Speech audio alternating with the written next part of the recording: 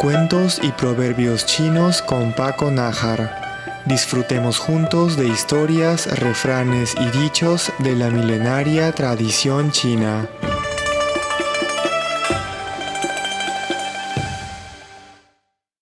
Hola queridos oyentes, bienvenidos a una nueva emisión de Cuentos y Proverbios Chinos por Radio Taiwán Internacional. Está con ustedes Paco Nájar, listo para disfrutar de una historia proveniente de la vasta literatura clásica china y de donde nace una expresión idiomática que desde tiempos pasados y hasta la actualidad es parte del chino tanto escrito como oral.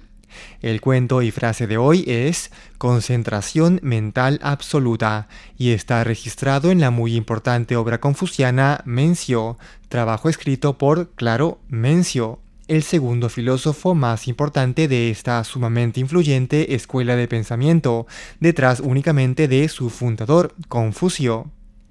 Mencio vivió entre los siglos 4 y 3 antes de nuestra era y formó parte de la cuarta generación de discípulos de Confucio, es decir, ambos filósofos jamás se conocieron. Pero eso sí, al igual que Confucio, Mencio invirtió gran parte de su vida adulta viajando entre los diferentes reinos que coexistían en aquella época en el continente para ofrecer sus servicios y enseñar el correcto modo de gobernar y dirigir a una sociedad. Aunque en vida estos esfuerzos resultaron mayoritariamente infructíferos. Vamos a dar pase a Sofía Wu para que nos ayude a pronunciar la expresión de hoy en chino. 专心致志，专心致志，专心致志，专心致志。 Y ahora conozcamos juntos el cuento que da origen a la expresión concentración mental absoluta.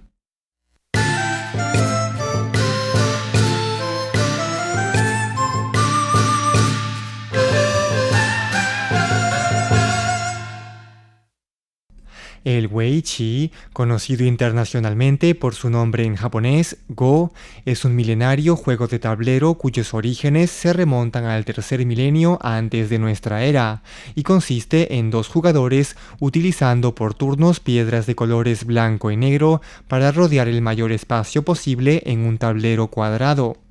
El primer registro histórico de un jugador de Wei Qi se halla en el libro de Mencio. En el siglo IV antes de nuestra era, en tiempos de los reinos combatientes, vivía en el continente el maestro de Wei Qi llamado Yi Qiu.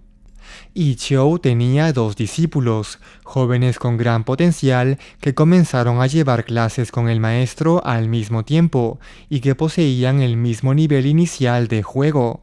Sin embargo, había una gran diferencia de aprendizaje entre ambos. Uno de ellos mantenía una concentración mental absoluta en cada ocasión en que Yi Qiu ofrecía sus lecciones o en los juegos que ambos disputaban, mientras que el otro se distraía fácilmente. En una ocasión en la que ambos jugaban una partida de Wei Qi, pasó por fuera de la residencia un músico tocando un instrumento de viento. Uno de los discípulos cayó presa de la curiosidad y de la melodía e intentó asomarse por la ventana y ver al artista pasar. El otro discípulo, por el contrario, ni siquiera se inmutó y pareció no escuchar en absoluto el sonido del exterior, manteniendo la mirada clavada en el tablero.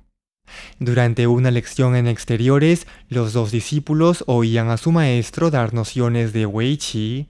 El clima era bueno y el cielo estaba despejado. El alumno con la concentración mental absoluta mantenía sus 5 sentidos en la explicación de su profesor, Yi Qiu, mientras que el otro muchacho comenzó a divagar en otras ideas. Él pensaba en qué momento pasaría un ave de gran tamaño surcando el cielo, y más aún, con qué ángulo y fuerza debería disparar una flecha para cazar a aquella hipotética ave en aquel imaginario vuelo. Ambos estudiantes comenzaron con el mismo nivel, poseían una capacidad cognitiva equiparable, llevaron clases con el mismo profesor y asistieron a la misma cantidad de lecciones, pero no pasó mucho tiempo para que el estudiante con una excelente capacidad de concentración superara largamente al otro aprendiz.